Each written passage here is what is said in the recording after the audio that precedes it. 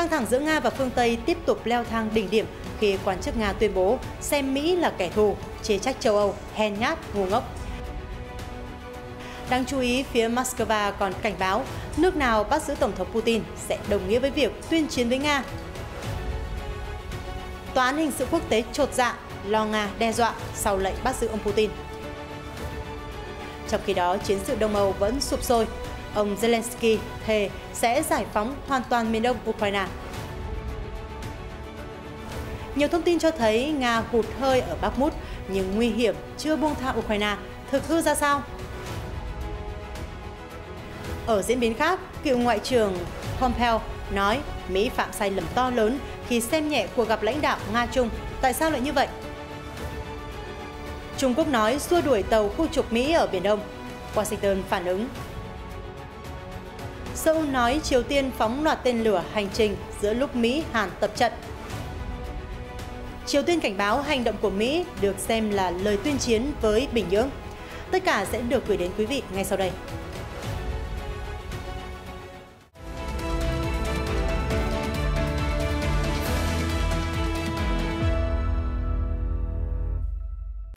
Chào mừng quý vị quay trở lại với chương trình tin quốc tế.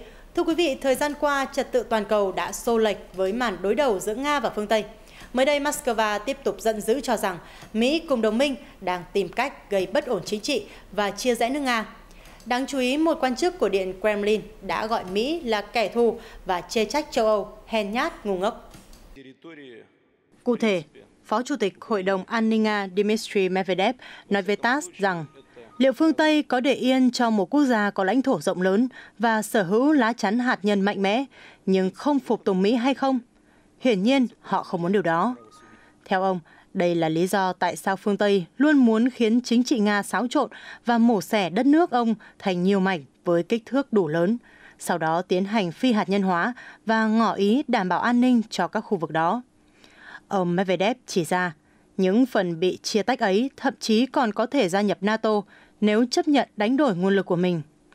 Vị quan chức chỉ ra, các nước phương Tây không muốn có quan hệ đối tác bình đẳng với Nga, chính sách của họ với Trung Quốc cũng vậy. Ông Medvedev giải thích, sự phát triển mạnh mẽ của Bắc Kinh và hành động độc lập của nước này khiến phương Tây không thích chút nào. Vì vậy, có thể trong những năm tới, thậm chí là nhiều thập kỷ tới, Mỹ và đồng minh có thể không còn giữ được bình tĩnh và có những hành động đáng quan ngại. Đáng chú ý, vị quan chức nói rằng Mỹ hiện là quốc gia thù địch, luôn tìm cách gây ra nhiều thiệt hại cho Nga càng tốt. Ông thẳng thừng khẳng định rằng Mỹ là kẻ thù của Nga. Phó Chủ tịch Hội đồng An ninh Nga nói, hiện nay Mỹ là đối thủ, hay nói thẳng ra, họ là kẻ thù của chúng ta. Hợp Chủng Quốc Hoa Kỳ là kẻ thù của Moscow. Tuy nhiên, ông chỉ ra rằng, không giống như các quốc gia EU, Mỹ luôn giữ lập trường nhất quán, cố gắng khiến Nga chịu thiệt hại nhiều nhất có thể. Họ thậm chí có thể xé nát đất nước của chúng tôi và đặt châu Âu vào sự u mê theo cách tồi tệ. Họ sẽ không thể thoát ra được, trừ khi lãnh đạo các quốc gia này khôn ngoan hơn, rút khỏi NATO hoặc đình chỉ tư cách thành viên liên minh, ông Medvedev nói. Vị quan chức tiếp tục, điều tôi không thể hiểu là các nhà lãnh đạo châu Âu không thể đưa ra quyết định có lợi cho lục địa già. Mọi quyết sách của họ đều có lợi cho một số nhóm đối lập hoặc người Mỹ. Ông nhấn mạnh rằng các quốc gia châu Âu không còn là một chủ thể độc lập vì họ đã trở thành công cụ của Mỹ. Điều này xảy ra không phải là do ý thức hệ mà là vì sự ngu ngốc và hèn nhát. Ông Medvedev còn nói rằng Nga có ưu thế hạt nhân, nếu không thì chắc chắn đã bị xé nát. Liên quan tới vụ Tổng thống Vladimir Putin bị Tòa án Hình sự Quốc tế ICC phát lệnh bắt giữ, Phó Chủ tịch Hội đồng An ninh Nga Dmitry Medvedev đã đưa ra cảnh báo xanh dần rằng nước nào bắt giữ ông chủ Điện Kremlin sẽ đồng nghĩa với việc chính thức tuyên chiến với Moscow. Chia sẻ với TASS, ông Medvedev nhấn mạnh, tình huống Tổng thống Putin bị bắt sẽ không bao giờ xảy ra. Tuy nhiên, hãy tưởng tượng cảnh đó, lãnh đạo đương nhiệm một quốc gia hạt nhân đến nước khác như Đức chẳng hạn, và bị bắt. Điều đó có nghĩa là gì? Đó là một lời tuyên chiến với Nga. Trong trường hợp đó, tất cả vũ khí của chúng tôi sẽ nhắm vào quân đội và văn phòng Thủ tướng Đức. Bình luận về thông điệp của Bộ trưởng Tư pháp Đức Marco Buschmann rằng Berlin sẽ phải thi hành quyết định của ICC nếu Tổng thống Nga đến Đức, ông Medvedev nói. Liệu ông ấy có nhận ra rằng đó là một lời tuyên chiến hay không? Phó Chủ tịch Hội đồng An ninh Nga nhấn mạnh, quyết định của ICC có thể tác động tiêu cực tới quan hệ của Moscow và phương Tây. Thưa quý vị, bản thân Tòa án Hình sự Quốc tế ICC đã bày tỏ lo ngại về những mối đe dọa từ Nga sau khi phát lệnh bắt giữ Tổng thống Nga Vladimir Putin do cáo buộc phạm tội ác chiến tranh ở Ukraine. Thông điệp trên được ICC đưa ra sau khi Phó Chủ tịch Hội đồng An ninh Nga Dmitry Medvedev đe dọa Moscow tấn công tòa án The Hague bằng tên lửa siêu thanh. Al Jazeera hôm 23 tháng 3 đưa tin. Chủ tịch Hội đồng các quốc gia thành viên của ICC nói rằng họ rất tiếc về những hành động của Nga nhằm cản trở nỗ lực chống lại các hành vi bị cấm dựa trên luật quốc tế. Hội đồng cũng tái khẳng định về sự ủng hộ vững chắc đối với Tòa án Hình sự Quốc tế. Tòa án Hình sự Quốc tế thể hiện cam kết tập thể trong nỗ lực trừng phạt các tội ác quốc tế nghiêm trọng. Với tư cách là tổ chức hỗ trợ các cơ quan tài phán ở các quốc gia, chúng tôi kêu gọi tất cả các nước tôn trọng sự độc lập tư pháp. Hồi đầu tuần, ông Medvedev đã nói rằng một tên lửa siêu thanh được bắn từ biển Bắc có thể nhắm vào Tòa án Hình sự Quốc tế ở The Hague. Được biết, Moscow đã nói rằng lệnh bắt giữ Tổng thống Putin của ICC là vô hiệu và vô căn cứ. Điện Kremlin cũng lưu ý rằng các nguyên thủ quốc gia được hưởng quyền miễn trừ tuyệt đối theo một công ước của Liên Hợp Quốc vào năm 1973. Thời gian qua, miền Đông vẫn là tâm điểm giao tranh ở Ukraine với các đòn đánh dữ dội từ cả Kiev và Moscow. NHK đưa tin hôm 23 tháng 3, Tổng thống Ukraine Volodymyr Zelensky đã tuyên bố Kiev sẽ làm mọi thứ có thể để giải phóng các khu vực ở phía đông đang bị Moscow kiểm soát. Các quan chức Ukraine cho biết tên lửa Nga đã tấn công các tòa chung cư ở thành phố miền Nam Zaporizhia vào ngày 22 tháng 3. Ông Zelensky lên án mạnh mẽ các cuộc không kích vừa qua và nói rằng Kiev chắc chắn sẽ đáp trả kẻ thù khi họ tấn công ồ ạt vào các thành phố của chúng tôi. Ông cũng đề cập tới các cuộc giao tranh dữ dội ở Bakhmut và các khu vực khác ở miền đông Ukraine. Nhà lãnh đạo nhấn mạnh, ở đâu có cờ Ukraine, ở đó có hy vọng. Chúng tôi sẽ làm mọi thứ để tiếp tục giải phóng lãnh thổ và trả lại cuộc sống bình thường cho người dân từ Donetsk đến khu vực biên giới với Nga. Hôm 22 tháng 3, Bộ trưởng Quốc phòng Nga Sergei Shoigu nói rằng nỗ lực hiện đại hóa hệ thống phòng không của Moscow sẽ hoàn thành trong năm nay. Phía Moscow đã cáo buộc lực lượng Ukraine tấn công các căn cứ không quân ở Nga bằng máy bay không người lái. Tại tử địa Bakhmut, các chuyên gia quân sự Mỹ, Anh và Ukraine đánh giá các cuộc giao tranh kéo dài hàng tháng vào thị trấn Bakhmut có thể bị trì trệ khi Nga, Ukraine đều quyết liệt kháng cự. The Guardian hôm 23 tháng 3 cho biết. Bakhmut là nơi diễn ra trận chiến bộ binh nguy hiểm nhất châu Âu kể từ Thế chiến thứ hai. Viện Nghiên cứu Chiến tranh có trụ sở tại Washington, gọi tắt là ISW, cho biết các hoạt động của Nga trong khu vực này đang chậm dần, trong khi đó phương Tây lo ngại Moscow có thể đang cố gắng tấn công theo các hướng khác. ISW chỉ ra Nga đang tăng cường gây áp lực lên Avdiivka nhằm bao vây các khu dân cư tại đây. Tuy nhiên, các đòn đánh của Moscow bị trì trệ xung quanh Vuhledar. Trong khi đó, tình báo quân đội Anh tin rằng Nga có thể đang có dấu hiệu hụt hơi ở Bakhmut. Tuy nhiên, Bộ Quốc phòng Anh vẫn lo lắng rằng có một mối nguy hiểm khác là đơn vị đồn trú của Ukraine ở khu vực này có thể bị bao vây. Bộ Tổng tham mưu quân đội Ukraine cũng nhất trí rằng tiềm năng tấn công của Nga ở Bakhmut đang suy giảm. Bakhmut đã trở thành một mục tiêu quan trọng đối với Moscow. Nga coi thị trấn này là bàn đạp để hoàn thành mục tiêu kiểm soát khu vực phía đông Donbass. Tại Zaporizhia, chính quyền do Nga bổ nhiệm ở khu vực này cho biết một thiết bị tự chế đã phát nổ ở thành phố Melitopol, trong khi lãnh đạo phong trào Chúng ta cùng với nước Nga nói rằng đó là một vụ công kích cực đoan. Chính quyền thân Nga ở Zaporizhia thông báo trên kênh Telegram một thiết bị tự chế đã phát nổ trên đường Krupskoy ở thành phố Melitopol. Không có ai bị thương và không ai bị thiệt hại sau vụ nổ. Các đơn vị ứng phó khẩn cấp và quan chức thực thi pháp luật đã xem xét hiện trường. Tuy nhiên, ông Vladimir Rogov, lãnh đạo phong trào Chúng ta cùng với nước Nga, mô tả vụ nổ mà ông nghe thấy ở khắp thành phố Melitopol là một vụ tấn công cực đoan. Ông Rogov cho biết, vụ nổ sáng nay xảy ra do một thiết bị tự chế phát nổ, mục đích là đe dọa và gây ra tình trạng bất ổn ở các khu vực mà Moscow đang kiểm soát. Thông tin được ông chia sẻ thông qua kênh Telegram.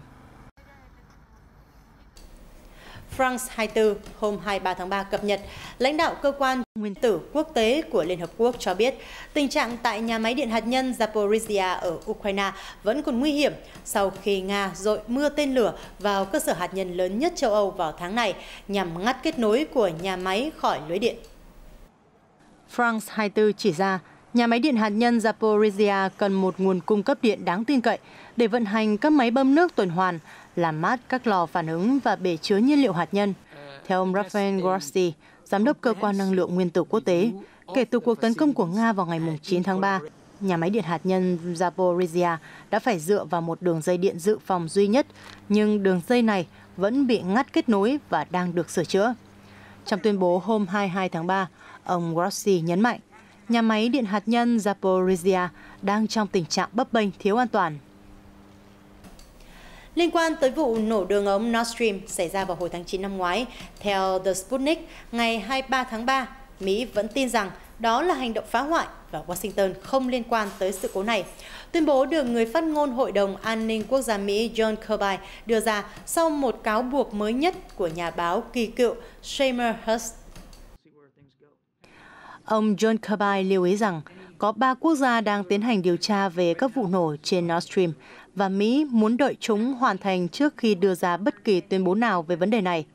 Trước đó, vào ngày 22 tháng 2, nhà báo Mỹ Seymour Hersh đã công bố một bài báo khác về vụ nổ Nord Stream.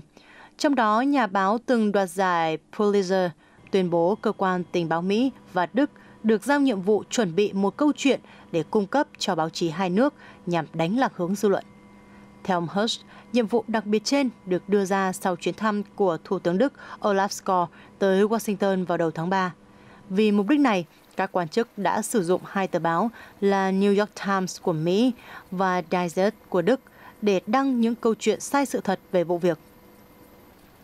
Sau chuyến thăm của các nhà lãnh đạo Đức tới Washington, tờ Times dẫn lời các quan chức Mỹ đưa ra một nhóm thân Ukraine có thể đã tiến hành các vụ nổ phá hủy đường ống dẫn khí Nga.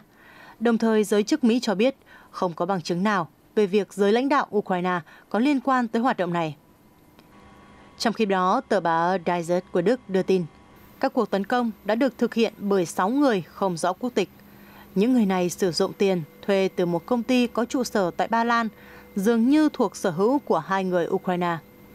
Vào tháng 2 vừa qua, ông Hersh đã công bố một báo cáo chấn động về vụ nổ đường ống vào tháng 9 năm ngoái, cáo buộc Washington gian dựng vụ tấn công. Nhà Trắng phủ nhận trách nhiệm. Một sự kiện đã thu hút sự chú ý của báo giới quốc tế những ngày qua là chuyến thăm Nga của Chủ tịch Trung Quốc Tập Cận Bình. Theo Sputnik, ngày 23 tháng 3, cựu Ngoại trưởng Mỹ Mike Pompeo cho rằng chính quyền của Tổng thống Mỹ Joe Biden đã xem nhẹ cuộc gặp gần đây giữa Tổng thống Nga và Chủ tịch Trung Quốc, từ đó phạm phải sai lầm chiến lược. Cựu Ngoại trưởng Mike Pompeo nói với đài truyền hình Mỹ rằng việc Nhà Trắng coi thường cuộc gặp gỡ giữa hai nhà lãnh đạo Nga-Trung là một sai lầm chiến lược to lớn. Bây giờ chính quyền ông Biden đã thất bại. Họ đã cho phép Nga và Trung Quốc xích lại gần nhau theo cách này, và điều đó gây ra rủi ro to lớn cho Mỹ và mọi công dân. Vừa qua, từ ngày 20 đến ngày 22 tháng 3, Chủ tịch Tập Cận Bình đã có chuyến thăm cấp nhà nước tới Nga. Ông đã gặp gỡ Tổng thống Vladimir Putin. Hai bên đã tiến hành hội đàm với sự tham gia của các phái đoàn. Theo Sputnik, các nhà lãnh đạo đã ký một tuyên bố chung về kế hoạch phát triển các lĩnh vực kinh tế giữa Nga và Trung Quốc cho đến năm 2030. Thưa quý vị, căng thẳng giữa hai ông lớn Mỹ-Trung đang gia tăng trong khu vực châu Á. Mỹ đã củng cố các liên minh ở châu Á-Thái Bình Dương để tìm cách chống lại sự quyết đoán của Trung Quốc khi Bắc Kinh không ngừng thúc đẩy các yêu sách lãnh thổ của mình. Ở diễn biến mới nhất, quân đội Trung Quốc vào ngày 23 tháng 3 tuyên bố đã theo dõi và xua đuổi một tàu khu trục Mỹ hoạt động gần quần đảo Hoàng Sa. Đây là quần đảo thuộc chủ quyền của Việt Nam ở Biển Đông nhưng bị Trung Quốc chiếm đóng trái phép. Trong một tuyên bố, quân đội Trung Quốc cho biết họ đã theo dõi và phát cảnh báo rời đi đối với tàu khu trục dẫn đường USS Milius của Hải quân Mỹ khi nó đến gần quần đảo Hoàng Sa. Các lực lượng quân đội của Trung Quốc sẽ luôn duy trì tình trạng cảnh giác cao độ và thực hiện mọi biện pháp cần thiết để bảo vệ chủ quyền, an ninh quốc gia, cũng như hòa bình và ổn định ở Biển Đông. Tian Junli, phát ngôn viên của Bộ Tư lệnh Chiến khu miền Nam thuộc quân đội Trung Quốc tuyên bố. Đáp trả, Hải quân Mỹ ngày 23 tháng 3 đã bác bỏ tuyên bố trên, nói rằng tàu khu trục Mỹ đang tiến hành các hoạt động thường lệ ở Biển Đông và không bị xua đuổi. Lực lượng Mỹ sẽ tiếp tục hoạt động ở bất cứ nơi nào luật pháp quốc tế cho phép. Reuters trích dẫn thông báo của hạm đội 7 cho hay. Những ngày gần đây, Triều Tiên đã tăng cường các cuộc thử nghiệm quân sự, phóng một loạt tên lửa đạn đạo xuyên lục địa và tiến hành mô phỏng tấn công hạt nhân nhằm vào Mỹ và Hàn Quốc. Mới nhất, Reuters dẫn lời quân đội Hàn Quốc thông báo Triều Tiên đã phóng thử 4 tên lửa hành trình ra vùng biển phía đông vào ngày 22 tháng 3, giữa lúc Mỹ và Hàn Quốc tổ chức các cuộc tập trận quân sự chung. Quân đội Hàn Quốc cho biết các tên lửa được phóng từ tỉnh Nam Hangyeong chỉ 3 ngày sau vụ phóng tên lửa đạn đạo tầm ngắn. Các cơ quan tình báo của Hàn Quốc và Mỹ đang phân tích các vụ thử nghiệm. Theo hãng thông tấn Yonhap, các vụ phóng có thể liên quan tới các tên lửa hành trình chiến lược có khả năng mang đầu đạn hạt nhân mà Triều Tiên đã thử nghiệm từ một tàu ngầm vào ngày 12 tháng 3. Bộ trưởng Quốc phòng Hàn Quốc Lee Yong-sup nói với Quốc hội nước này vào ngày 23 tháng 3 rằng Triều Tiên có vẻ đã đạt tiến bộ đáng kể trong việc thu nhỏ đầu đạn hạt nhân để phù hợp với các hệ thống vũ khí dẫn đường chiến thuật. Tôi không thấy rằng họ đã sẵn sàng lắp đặt thứ mà Bình Nhưỡng gọi là vũ khí dẫn đường chiến thuật, nhưng chúng tôi đang xem xét các khả năng này với Mỹ, Bộ trưởng Lee tuyên bố. Khi được hỏi liệu vũ khí hạt nhân của Triều Tiên đã gần được triển khai hay chưa, Bộ trưởng Hàn Quốc cho biết chúng đã đạt đến mức độ đáng kể. Các vụ phóng diễn ra khi Mỹ và Hàn Quốc đang tiến hành tập trận quân sự với lý do phòng thủ, nhưng đã vấp phải sự phản đối của Bình Nhưỡng. Người phát ngôn Bộ Ngoại giao Mỹ kêu gọi Triều Tiên kiềm chế không có bất kỳ hành động gây bất ổn, đồng thời nhấn mạnh cam kết của Mỹ đối với việc bảo vệ Hàn Quốc và Nhật Bản vẫn không thay đổi. Cuộc tập trận giữa Mỹ và Hàn tiếp tục diễn ra theo kế hoạch và kết thúc vào ngày 23 tháng 3. Tiếp tục nói về quốc gia Đông Á, theo Yonhap, Triều Tiên ngày 23 tháng 3 đã đưa ra một cảnh báo mạnh mẽ chống lại yêu cầu phi hạt nhân hóa của Mỹ, nói rằng nước này sẽ coi đó là lời tuyên chiến. Ông Yo Chon-su, vụ trưởng vụ tổ chức quốc tế thuộc Bộ Ngoại giao Triều Tiên tuyên bố, đại diện của Mỹ tại Liên Hợp Quốc một lần nữa lại đưa ra luận điệu về CIVIT đã lỗi thời. Bất kỳ lực lượng nào nên ghi nhớ rằng nếu họ cố gắng áp dụng CIVIT đối với Triều Tiên, họ sẽ bị đáp trả theo luật của Triều Tiên về chính sách lực lượng hạt nhân. Áp lực buộc Triều Tiên dỡ bỏ vũ khí hạt nhân cũng đồng nghĩa với lời tuyên chiến. Theo Yonhap, đây là tuyên bố đáp trả phát biểu của Đại sứ Mỹ tại Liên Hợp Quốc Linda Thomas-Greenfield trước đó. Theo bà Thomas-Greenfield, đã đến lúc Triều Tiên phải từ bỏ các chương trình tên lửa và phi hạt nhân hóa một cách hoàn toàn, có thể kiểm chứng và không thể đảo ngược, gọi tắt là cơ chế CIVIT. Đại sứ Mỹ cáo buộc Trung Quốc và Nga đã che chở cho Bình Nhưỡng trước bất kỳ hành động nào của Hội đồng Bảo an. NHK cho biết trong tuần này, năm học mới ở Afghanistan đã bắt đầu. Tuy nhiên, các bé gái ở quốc gia Nam Á này chỉ được tham gia cấp tiểu học. Kể từ sau khi giành lại quyền kiểm soát Afghanistan vào năm 2021, Taliban đã từ chối cho phép các nữ sinh theo học cấp trung học cơ sở hay trung học phổ thông và đại học. Một bé gái 13 tuổi ở thủ đô Kabul chia sẻ, các trường học vẫn đóng cửa, em không có bất kỳ tia hy vọng nào và cảm thấy tương lai mờ mịt. Em kêu gọi Taliban cho phép các bạn nữ được đi học giống như các bạn nam. Phái bộ của Liên Hợp Quốc tại Afghanistan cho biết hơn 1 triệu bé gái của quốc gia Nam Á không được phép đi học. Họ vẫn đang cố gắng thuyết phục Taliban thay đổi chính sách phân biệt đối xử với phụ nữ và trẻ em gái. Một nguồn tin của Taliban nói với NHK rằng một số thành viên của nhóm muốn tiếp tục cho các bé gái hưởng nền giáo dục. Tuy nhiên, các quan chức cấp cao, bảo thủ phản đối ý tưởng này.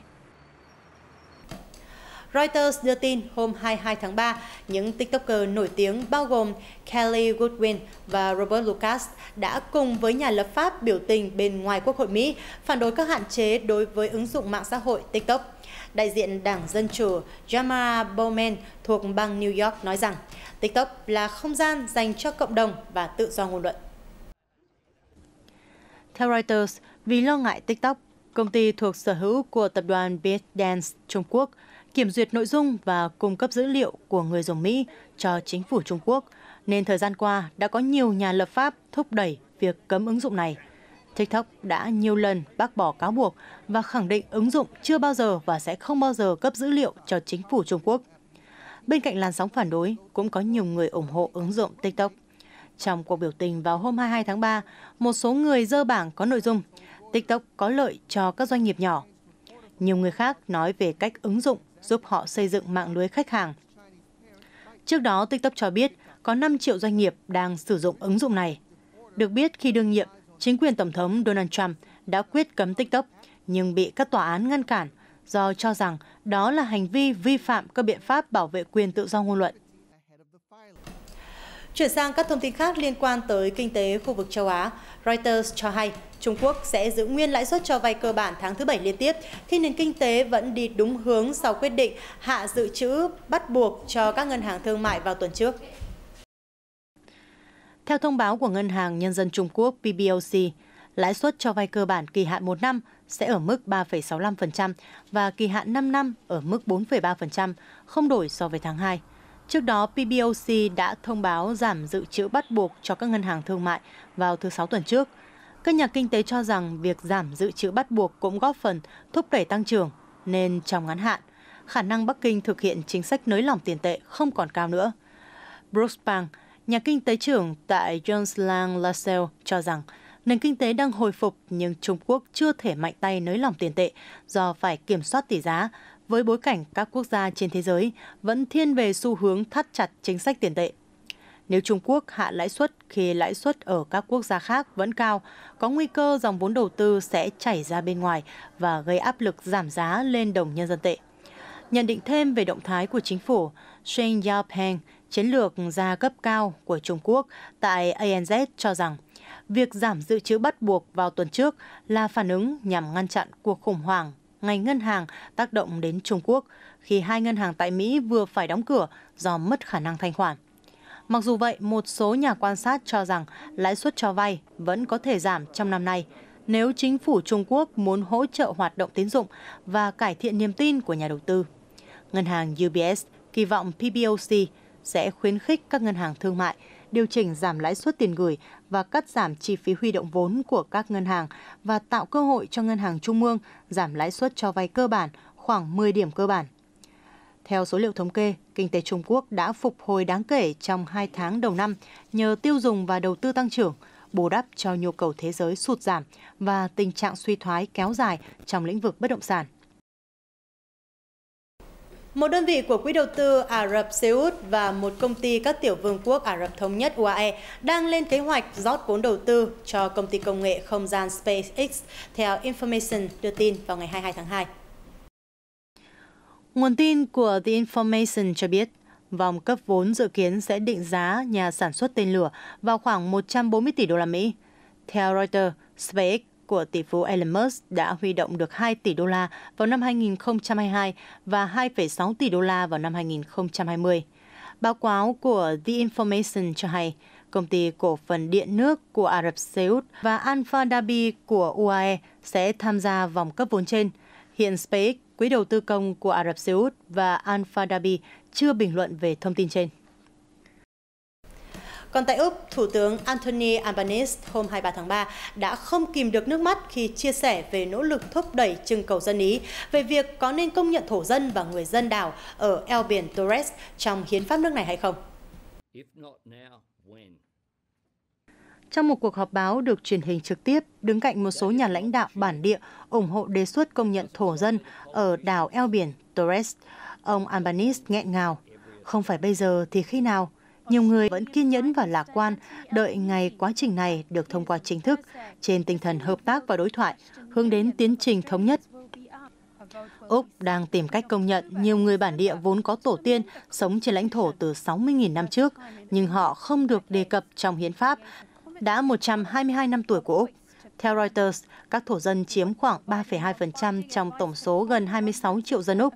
Họ không được hưởng lợi đầy đủ từ các biện pháp kinh tế xã hội và bị gạt ra bên lề do học thuyết Terra Nullius của thực dân Anh về lãnh thổ vô chủ và không được biểu quyết cho đến những năm 1960. Thủ tướng Albanese đã kêu gọi người Úc bỏ phiếu ủng hộ sửa đổi hiến pháp trong cuộc bỏ phiếu từ tháng 10 đến tháng 12.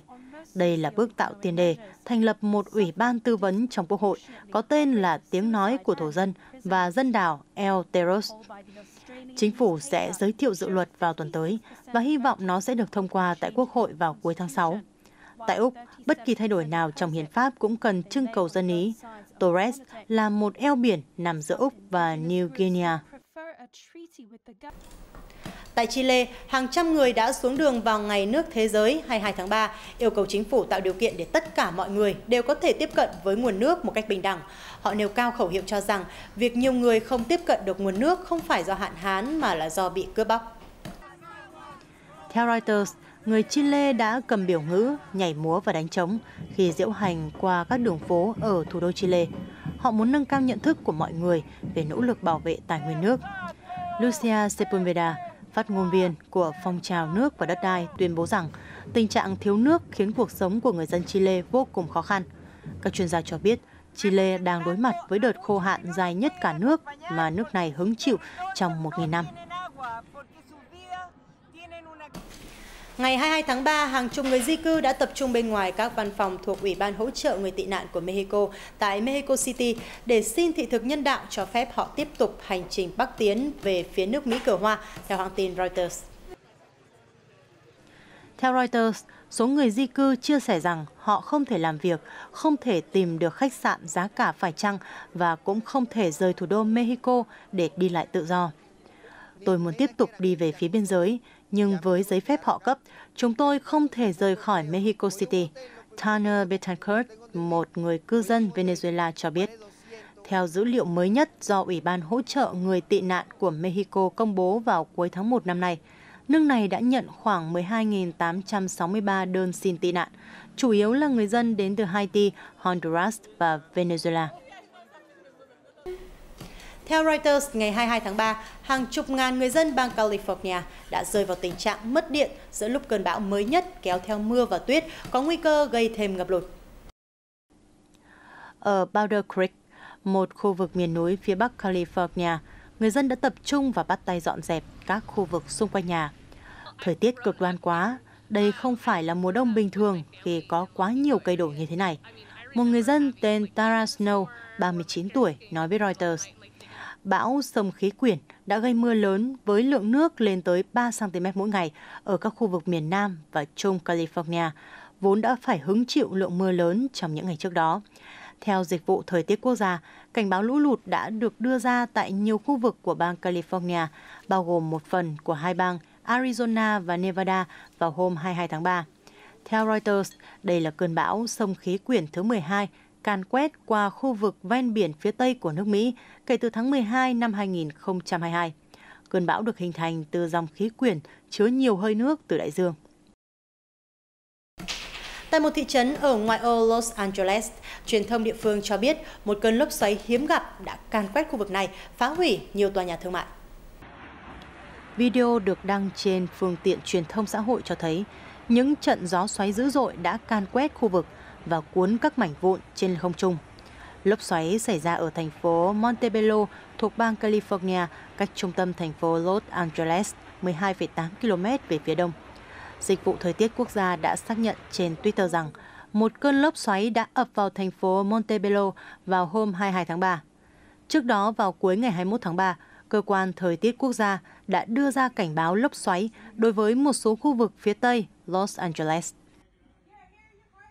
Tin tức cũng liên quan tới thành phố Los Angeles thuộc bang California, Mỹ. Thưa quý vị, khu lớn thứ hai của nước Mỹ đang đối mặt với cuộc đình công của các nhân viên, khiến gần nửa triệu học sinh đang phải nghỉ học. Tổ chức phi lợi nhuận xây dựng cộng đồng Nam Los Angeles đã hợp tác với các tổ chức khác để cấp bữa ăn miễn phí cho các gia đình phụ thuộc nhiều vào trường học để cấp bữa sáng và bữa trưa cho con. Ernest Williams, giám đốc tổ chức phi lợi nhuận hỗ trợ xây dựng cộng đồng chia sẻ. Khi cuộc đình công bất ngờ xảy ra, các bữa ăn thường ngày cho các con không được chuẩn bị sẵn, nên nhiều gia đình cũng có phần bị động và đôi chút áp lực. Các con dù gì vẫn cần phải có những bữa ăn lành mạnh. Do đó, chúng tôi muốn hỗ trợ các gia đình bằng những bữa ăn miễn phí. Tổ chức cũng cung cấp các gói dịch vụ chăm sóc con cho các gia đình có con tại trường trung học Audubon ở công viên Lamert thuộc Los Angeles. Etama Shackert, một phụ huynh có 2 con trai, một 6 tuổi và một 10 tuổi, thường ăn sáng và ăn trưa ở trường, chia sẻ. Bình thường các con sẽ ăn sáng và ăn trưa ở trường, nên đôi khi các cuộc đình công bất ngờ xảy ra, chúng tôi khá khó khăn. Vì vậy, khi tổ chức phi lợi nhuận đến hỗ trợ, chúng tôi thực sự trút bỏ được một phần gánh nặng. Được biết, cuộc đình công của khoảng 30.000 nhân viên giáo dục được hỗ trợ bởi Hiệp hội Giáo viên bắt đầu vào ngày 21 tháng 3 và dự kiến kết thúc vào ngày 23 tháng 3. Các tài xế xe buýt ở những trường học, người trông coi, nhân viên căng tin và trợ lý lớp học phản đối việc họ phải làm cật lực nhưng nhận về mức lương thấp. Chuyển sang tin tức thú vị khác, NHK cho biết một hội đồng gồm các đại diện của chính phủ và khu vực công của Nhật Bản đã đưa ra một dự thảo đưa ô tô bay vào sử dụng thực tế. Hội đồng đã tổ chức một buổi hội thảo với chủ đề xây dựng quy định và hệ thống cho phép ô tô bay hoạt động trên bầu trời Nhật Bản. Dự thảo vừa được đưa ra định nghĩa, ô tô bay là phương tiện hoạt động bằng điện có khả năng tự động hóa, cất và hạ cánh theo phương thẳng đứng. Ô tô bay được chia thành 3 loại, tùy thuộc vào cánh quạt hoặc cánh của nó. Chúng sẽ phải hạ cánh hoặc bay từ các điểm được chỉ định trước, được gọi là vertipost. Dự thảo cho biết các tuyến đường hoặc hành lang di chuyển của các phương tiện này sẽ được phân bổ. Hội đồng hy vọng ô tô bay sẽ được sử dụng rộng rãi như phương tiện vận chuyển phổ biến, kể cả trong trường hợp khẩn cấp. Dự thảo đề xuất rằng các phương tiện bay sẽ được thương mại hóa vào năm 2025.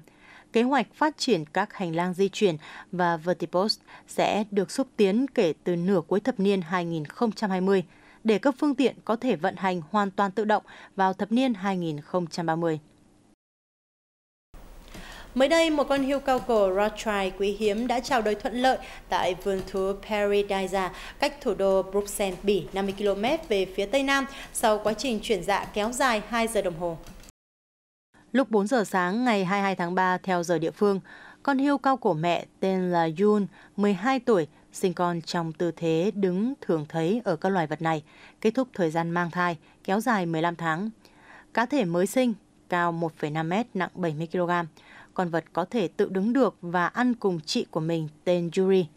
Những người chăm sóc vườn thú cho biết con hươu cao cổ chưa được đặt tên, trong khi bố của nó, Olivier, 6 tuổi, tạm thời được chuyển đến chuồng khác nhằm ngăn chặn phát sinh các tình huống ngoài ý muốn. Theo Liên minh Bảo tồn Thiên nhiên Quốc tế, hươu cao cổ là loài động vật có vú trên cạn cao nhất trên thế giới. Chúng hiện được xếp vào loài dễ bị tổn thương, dù vẫn phổ biến ở miền Nam và Đông Châu Phi. Thưa quý vị, ngày 23 tháng 3 là ngày người Palestine bắt đầu tháng lễ Ramadan. Sau đây, mời quý vị sẽ cùng chiêm ngưỡng những hình ảnh của thánh đường Hồi giáo Al-Aqsa ở Jerusalem. Những năm trước đây, tháng lễ Ramadan đã chứng kiến cuộc đụng độ giữa người Palestine và người Israel vì những tranh chấp, nhất là tại nhà thờ Al-Aqsa. Đây được xem là một trong những thánh địa linh thiêng nhất ở núi đền. Đại lễ Hồi giáo Ramadan năm nay trùng với lễ vượt qua của người Do Thái và ngày lễ phục sinh của Cơ đốc giáo. Khu vực bờ Tây đang tranh chấp giữa Israel và Palestine đã chứng kiến những cuộc đối đầu trong vài tháng qua. Gia đình hoàng gia Hashemite giữ nhiệm vụ và quyền trông coi các thánh địa của người Hồi giáo và Cơ đốc giáo ở phía đông thành phố Jerusalem. Tin tức vừa rồi cũng đã kết thúc bản tin ngày hôm nay. Cảm ơn quý vị đã quan tâm theo dõi.